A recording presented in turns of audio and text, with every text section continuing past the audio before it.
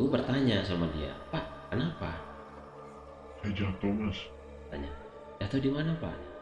di dalam terowongan yang arah kampung rambutan. Wah,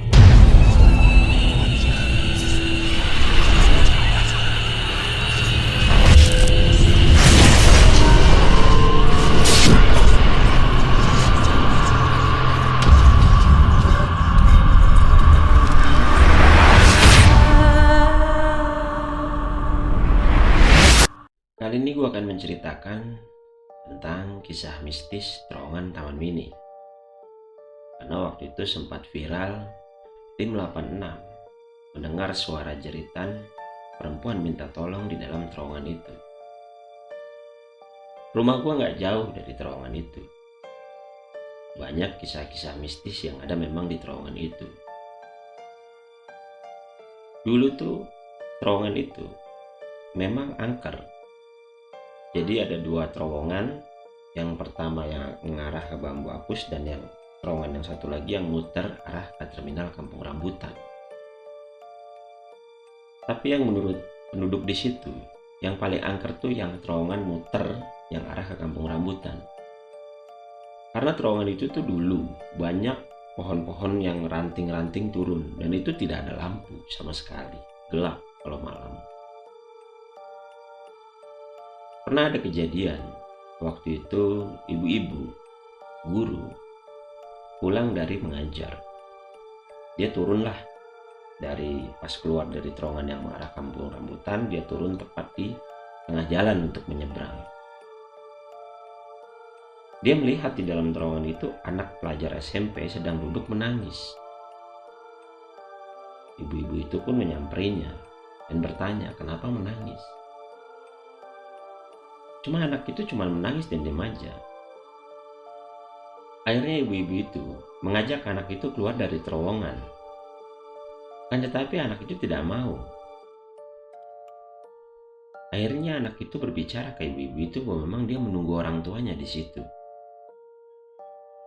Gak lama dari itu akhirnya ibu-ibu itu ya udah meninggalkan anak itu. Pas dia keluar dari terowongan nyebrang ada warung.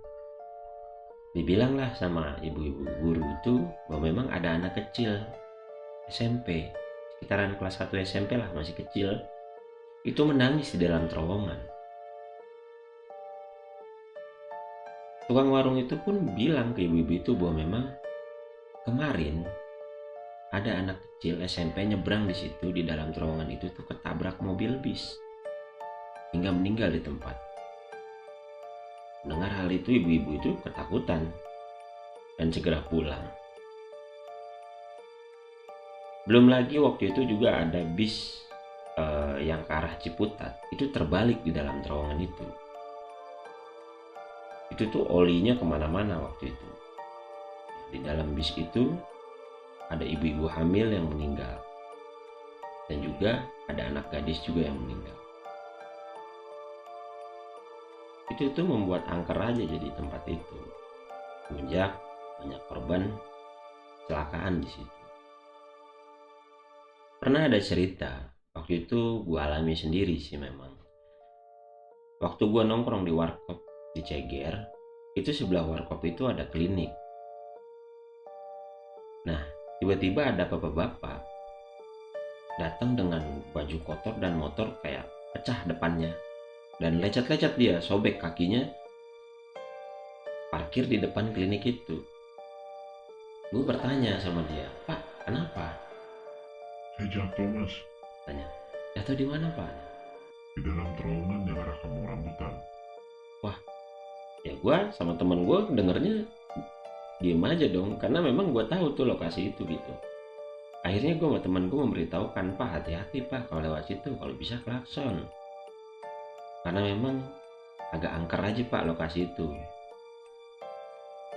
Akhirnya bapak itu karena memang nggak tahu kali ya, atau memang gue pikir ngantuk, mungkin ngantuk. Tapi karena kesan mistis banget terowongan itu, apapun yang kejadian di dalam itu pasti dibaur-baurkan tentang mistis. Dulu juga pernah banyak ditemukan mayat sih ya, waktu di atas terowongan itu tuh belum jadi jalan tol, masih tanah merah dan banyak alang-alang. banyak sih mayat, dan juga itu juga banyak juga dijadikan tempat-tempat mesum. Memang menambah kesan angker mungkin ya, karena banyak yang mesum juga di situ dulu tuh. Dan yang lebih parah sebenarnya bukan mistisnya, begalnya yang ngeri dulu. Karena kalau kita masuk ke terowongan dari jauh kan nggak kelihatan di tengah tuh ada orang. Pernah ada kejadian di tengah terowongan itu tuh tiba-tiba ditodongin beceng pistol. Ada bapak-bapak pulang kerja mungkinnya jam tengah malam, masuk ke terowongan itu, tiba-tiba di tengah tuh ada orang udah nodongin pistol. Nah, dirampaslah semua harta benda dia. Kalau keluar lagi kan nggak kelihatan siapa yang bawa motor, dan teriak pun nggak akan kedengeran di dalam situ. Itu sih dulu ya. Kalau sekarang mungkin udah ramai. Dulu waktu masih sepi-sepinya itu kesannya angker banget lokasi itu. Waktu itu juga ada cerita tentang tukang ojek yang nggak jauh dari terowongan itu. Waktu itu tukang ojek lagi mangkal. Itu sekitaran jam 1 malam. Dari jauh dia melihat perempuan keluar dari terowongan.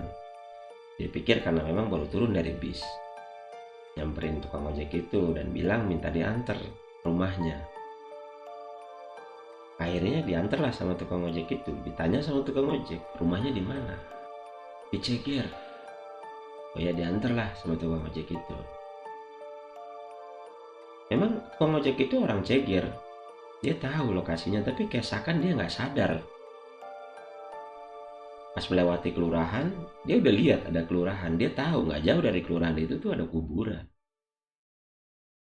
Pas masuk ke pekarangan kuburan, dia berhenti di depan gerbang. Dia melihat itu rumah besar. Rumah besar banget itu katanya. Akhirnya dia nunggu di depan gerbang. Katanya perempuan itu mau ngambil uang, nanti balik lagi. Lama tukang ojek itu tuh nunggu di depan gerbang. Gak lama ada yang patroli, karena memang gak jauh dari kuburan itu tuh ada pos. Orang yang patroli itu ngelihat tukang ojek itu diri udah lama di situ. Akhirnya disamperin. Pak, lagi ngapain? Lagi nunggu perempuan pak, ambil duit di rumahnya tuh. Akhirnya tuh orang patroli bilang, Pak istighfar pak. Akhirnya tukang ojek istighfar, astagfirullahaladzim. Nah dia lihat itu kuburan. Dia bilang katanya baru ngantar perempuan dari Taman Mini ke sini mau ngambil uang, tapi tiba-tiba dianterinnya ke kuburan. Itu sih memang mungkin banyak lagi ya kejadian mistis ya, yang gue tahu mungkin itu ya. Waktu gue tinggal di sana banyak kejadian mistis yang memang yang dialami warga-warga sekitar di sana, dan juga ya penduduk-penduduk di sana yang tahu memang yang udah lama di sana tentang terowongan itu. Gitulah ceritanya tentang terowongan